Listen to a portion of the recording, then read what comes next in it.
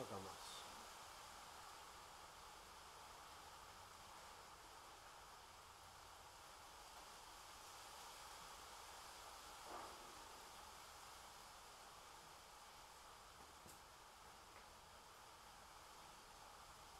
Διπλώνουμε, το δίπλωμα το βάζουμε στο αγκίστρι πάνω,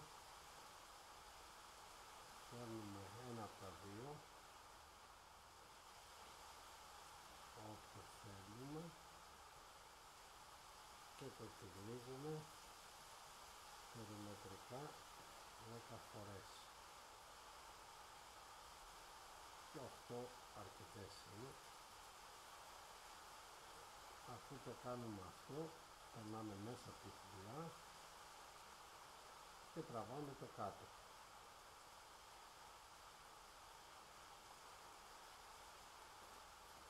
Σφίγγουμε με δύναμη για να μην κλειστράει και σφίγγουμε και ανάποδα.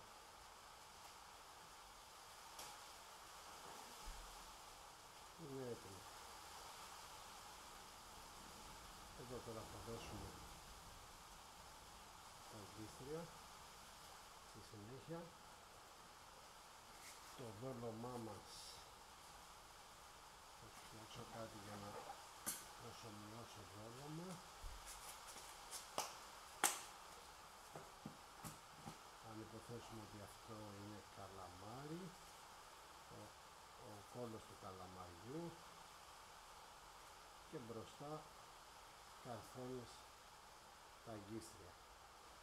Επειδή αυτό θα σου περισσεύει και θα κάνει κοιλιά, χρησιμοποιώ ένα λαστιχάκι, το οποίο το χρησιμοποιώ και για άλλο λόγο, για να μην, ιδίως στις σουτιές είναι απαραίτητες, για να μην φεύγει, επειδή ανοίγει μεγάλη τρύπα στο κόκαλο της σουτιάς και συχνά μας φεύγει η σουτιά από πίσω,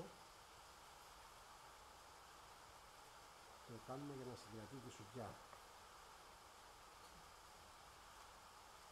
Τυλίγω το λάστιχο 2 φορές και το ξαναπερνάω στο αγκίστρι. Είναι λίγο δύσκολο με το δόλωμα αυτό, αλλά το μαθαίνεις, δεν είναι τίποτα. Εκεί. Τώρα αυξομειώνουμε όσο θέλουμε το μήκος από τους κλέφτες. Έτσι. Το δέσιμο βέβαια γίνεται από εδώ και τέλος. Βέβαια αυτό είναι υπερβολικά μεγάλα τώρα, δεν θα πρέπει να είναι τόσο μεγάλα, γιατί δεν ξέρεις και τι καλαμάρι και τι δόλωμα θα βάλεις. Γι' αυτό τα αφήνουμε λίγο μεγάλα και τα μαζεύουμε με τον τρόπο που είδαμε.